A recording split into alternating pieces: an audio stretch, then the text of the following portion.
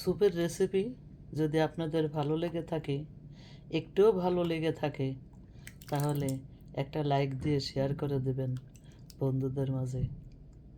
আবার হাজির হয়ে যাব নতুন কোনো সহজ রেসিপি নিয়ে। সাথেই থাকবেন। বাকি আল্লাহ ভরসা। চিকেন ভেজিটেবলের জন্য আমি একটা লেগ সিদ্ধ করে ছিঁড়ে নিয়েছি। আমি বুকের মাংস আমি পছন্দ করি না। এখন 1 টেবিল চামচ সয়া সস দিয়ে দিলাম, আর দিয়ে দেবো ভিনেগার।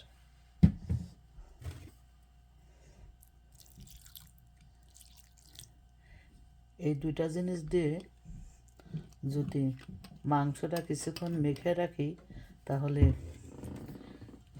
আর স্যুপের ভিতরে এই মাংস থেকে কোনো গন্ধই আসবে না। এটা তখন মাংস মুখে কামড় পড়লে ভালোই টেস্ট লাগবে। কিছুক্ষণ রাখার পরে কর্ন দিয়ে দিলাম ফ্রোজেন।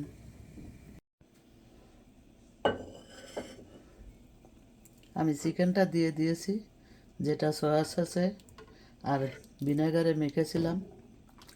আমি শীতের সময় বেশি স্যুপ তৈরি করি, কারণ আমি স্যুপ খেতে অনেক পছন্দ করি। এই চিকেন ভেজিটেবল স্যুপ অনেক পছন্দ করি। এটা যেই পানিটা দেখছেন, এটা হলো চিকেন স্টক। এর ভিতরে মুরগির লেগ জাল দিছি। এই জন্য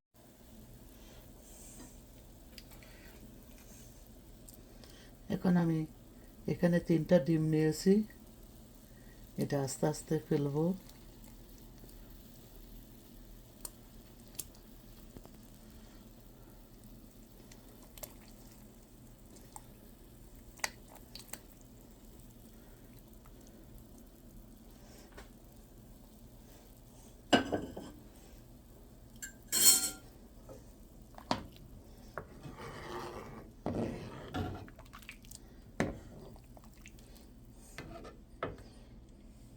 এখন কর্নফ্লাওয়ারটা দিয়ে দেবো।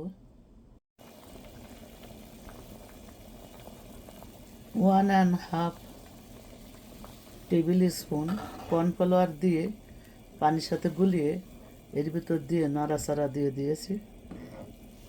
এখন ধনেপাতা দিয়ে আর লবণ দেখে নামিয়ে নেব। সুপার আমার রেডি হয়ে গেছে। আমার চিকেন ভেজিটেবল স্যুপ রেডি। দেখেন, দেখতে কত লোভনীয় লাগছে। এই কনকনে শীতে এর এক বাটি হলে জমবে ভালো।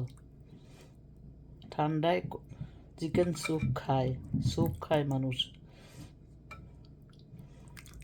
সকাল বিকাল।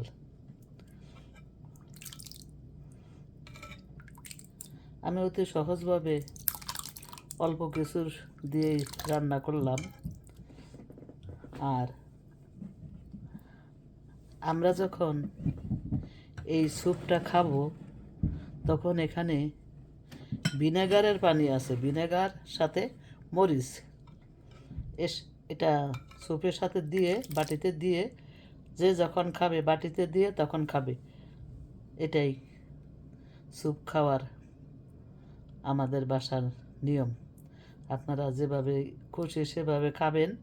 যদি আমার এই স্যুপের রেসিপি আপনাদের ভালো লেগে থাকে, তাহলে লাইক অবশ্যই দিবেন।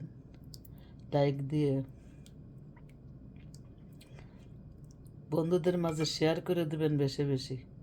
আবার হাজির হয়ে যাব এমন কোনো নতুন রেসিপি নিয়ে। সাথেই থাকবেন। বাকি আল্লাহ ভরসা। আসসালামু আলাইকুম। আল্লাহ হাফেজ।